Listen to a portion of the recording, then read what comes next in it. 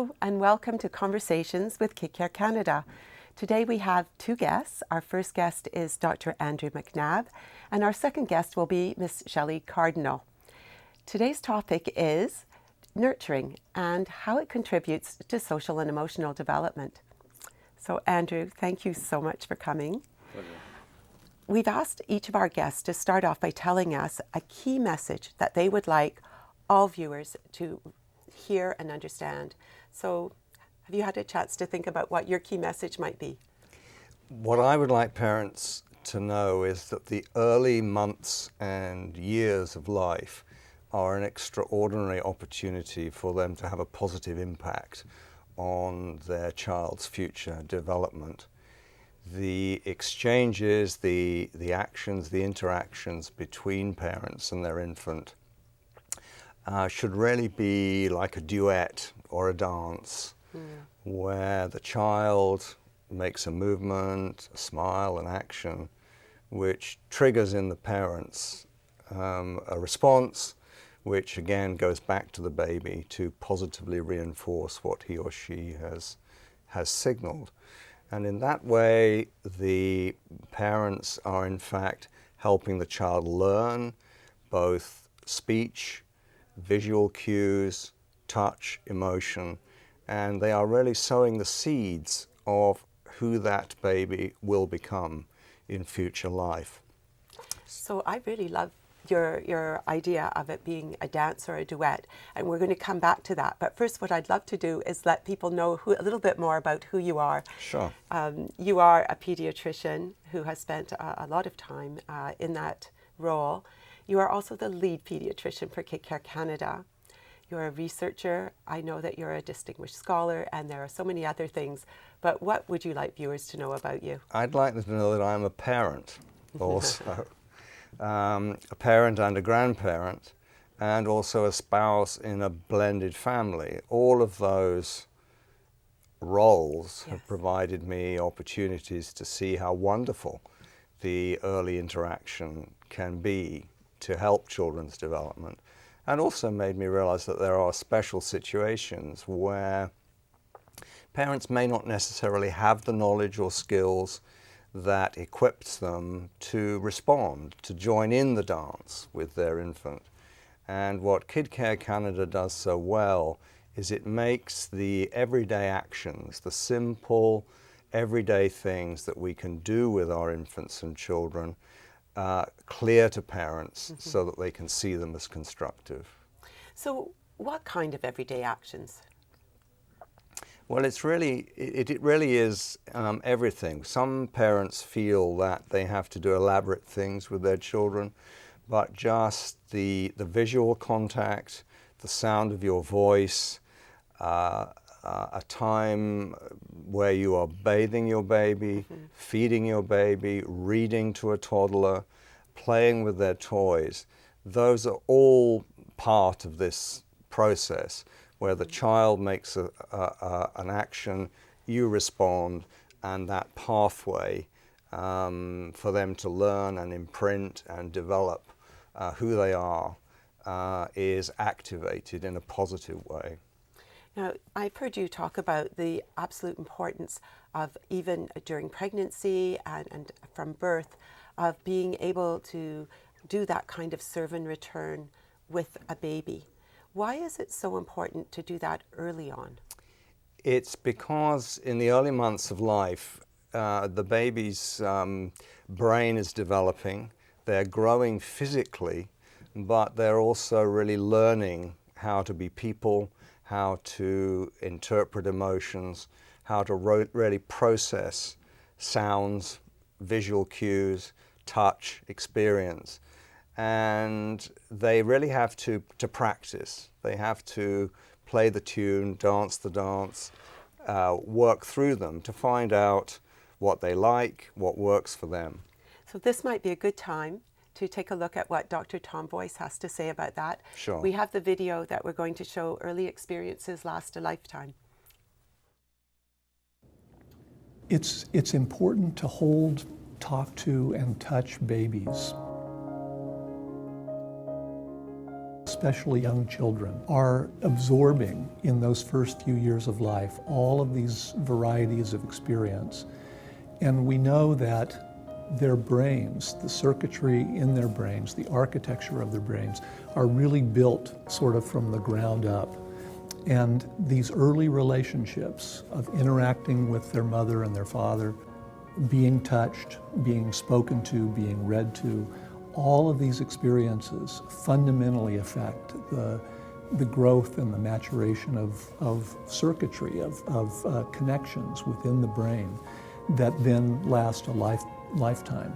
So the child's ability to learn, to develop relationships, to respond to the world in a variety of ways are really built from these early experiences of what we think of as kind of serve and return, of this two-way street between a parent and a baby or a young child.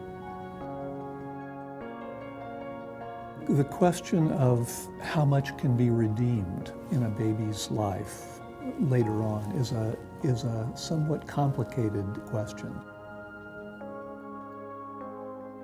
On the one hand, we really do know from the findings in neuroscience and child development over the last 20 or 30 years that there are what we call critical periods. There are points in development where children's brains are more susceptible to the effect of the experiences that they're having. And these are kind of like open windows in which experiences can come in and positively affect their development that then influence their well-being and health for the remainder of their life. So there definitely are these early critical and sensitive periods where the effect of the environment, the effect of nurturing relationships are more profound than they are for the remainder of life. Having said that, however, I think we're also learning from neuroscience and fields like epigenetics that it's not that all is lost if something doesn't happen early in life, or if there's an absence of supportive, nurturing relationships for a period of time in early life. We're learning, for example, that new neurons and new connections between neurons in the brain can be developed on into adult life, even into midlife and beyond. So it's sort of a two-part message of the importance of those early years and the importance of sort of getting it right from the start. But on the other hand, I think a message of hope for those who haven't had those experiences, that all is not lost and that we can regain some of those experiences later in life.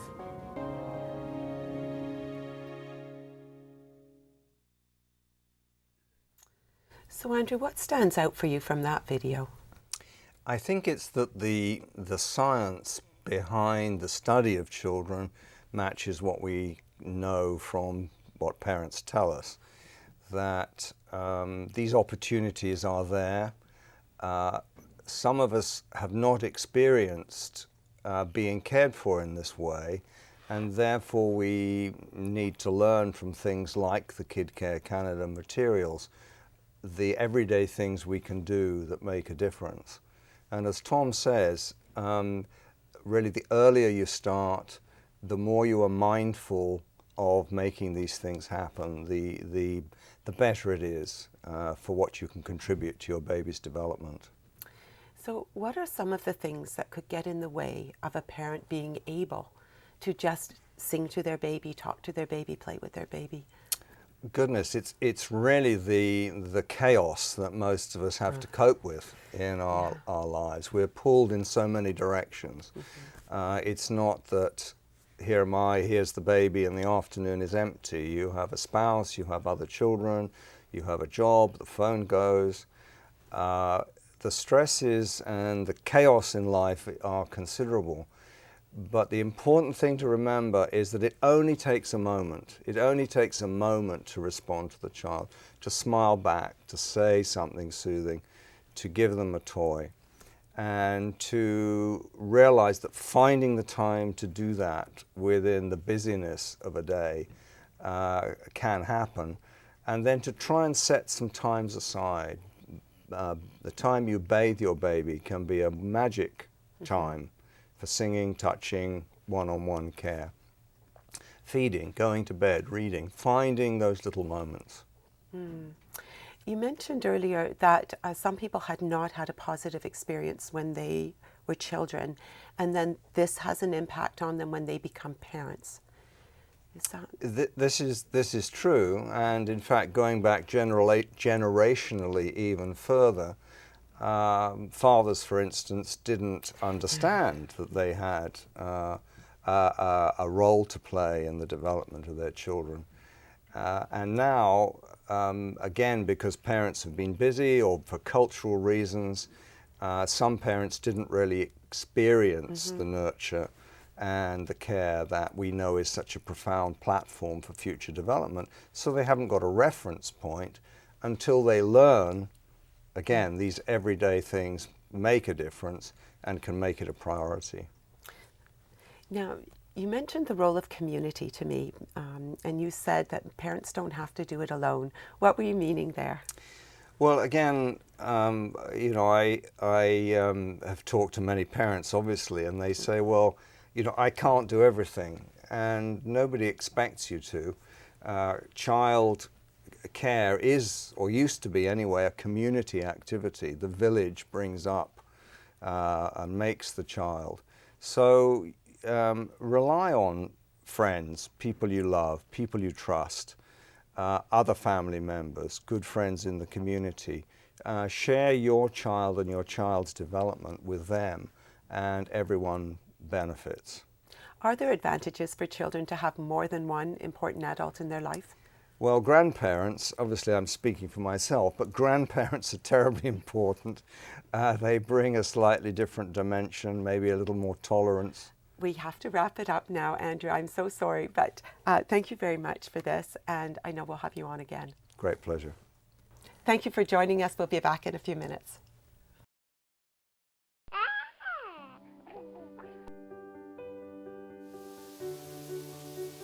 A child's early years are foundational for lifelong mental and physical health. KidCareCanada Society is a charitable organization incorporated in the province of British Columbia.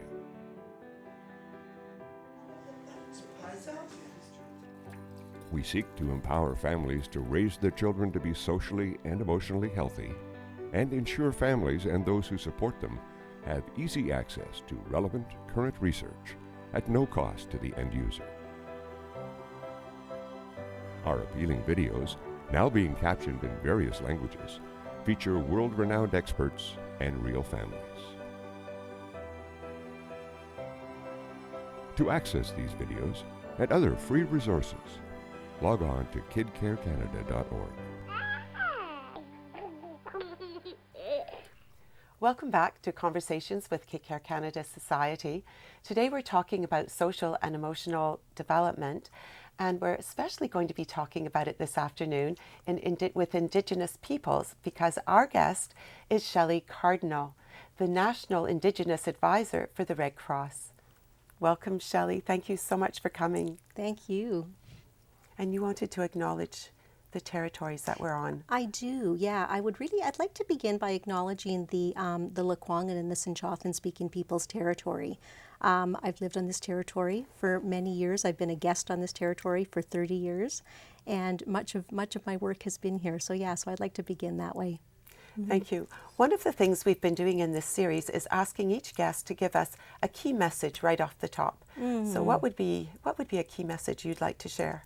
For me, one of my key messages when we really look at nurturing our babies and our children that are welcomed into our communities is that is the critical need to look at belonging and to look at connecting, to acknowledge identity, and to really recognize those things in creating safe environments.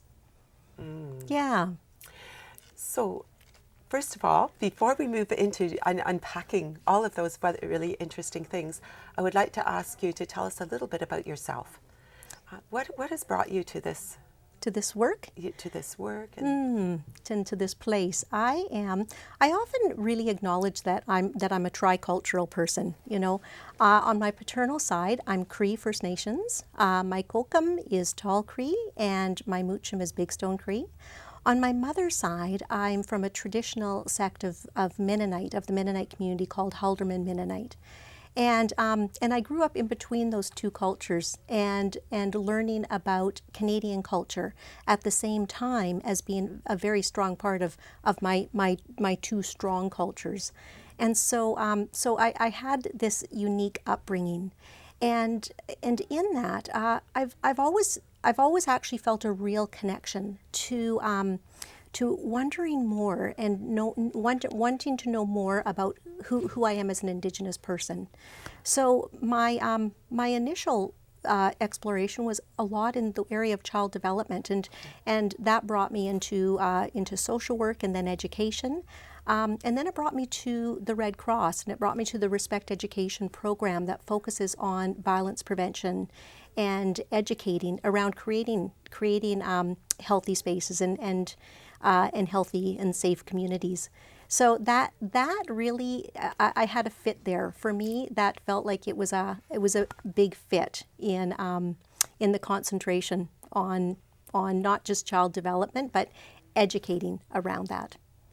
So you mentioned that belonging, connecting, checking your identity, and safe environments are really important to you in understanding what's happening in Indigenous peoples and with yourself. Yeah. Can you tell us a bit more about that?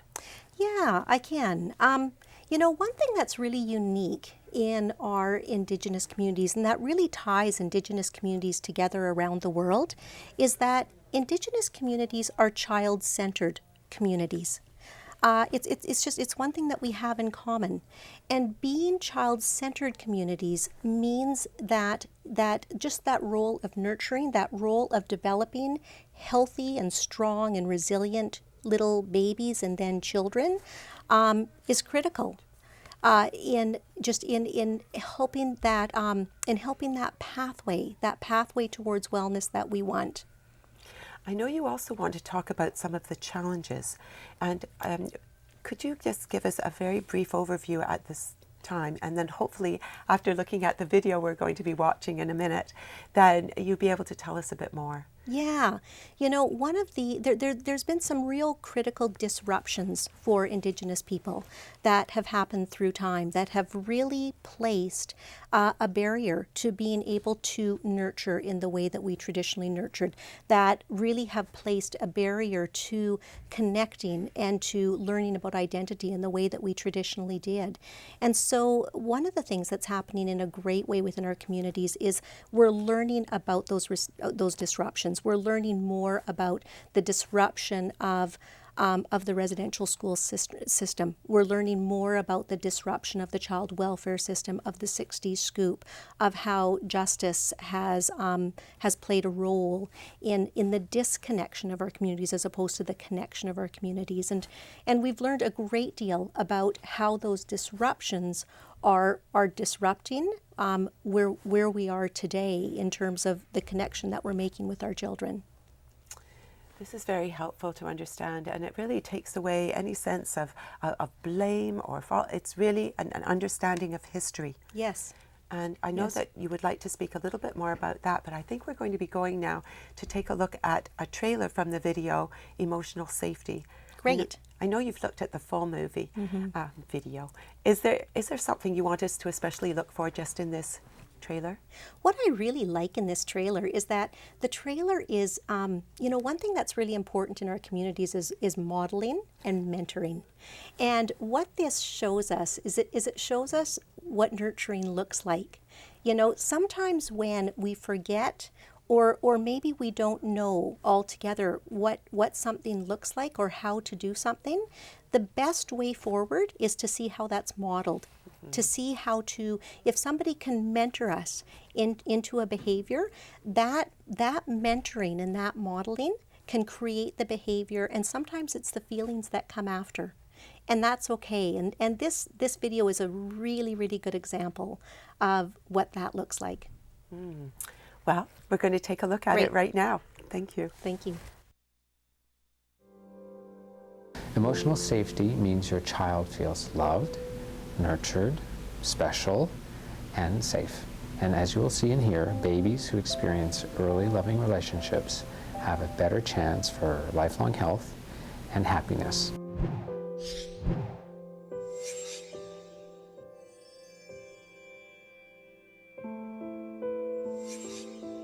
The baby's born and it must stay with mother.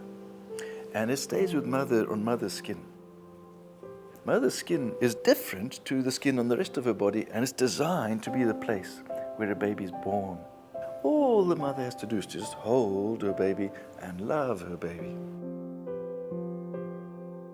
Babies can sense anxiety in their surroundings, so trying to be calm and enjoy them is a very positive way of reinforcing good feelings for them. We know that adversity can fundamentally change the development of the child's biology, the circuitry in the brain, can change even the immune system, can change the way that the body's metabolism is regulated. You changed my life. Make us better. Yes, you make us better. A lot of the things that your great-grandmother did and your great-great-great-grandmother did are what babies need. They need what you're doing now. They need touch. I was going to high school, and then I found out I was pregnant. It was really hard to push myself to go back to school because I was just really scared for what everybody would say. I was young, and I was going to be a single mom. Babies are really at risk from even the most loving parents of having an inappropriate reaction by the parent. And the worst thing, that can happen is the baby gets shaken or something, and you can cause permanent brain damage or even death by a strong shake. And you wouldn't think that a loving parent could possibly do this to a child, but anybody can get exhausted, anybody can get frustrated by too much crying. It's a tremendous period of joy. I would say don't let your anxiety inhibit the joy or suppress the joy, if you will. Trust your instincts and be as gentle and as present as possible.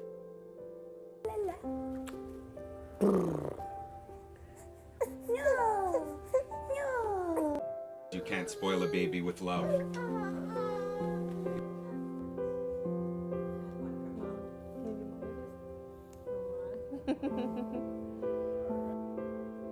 She's my pride and joy. My little world right here.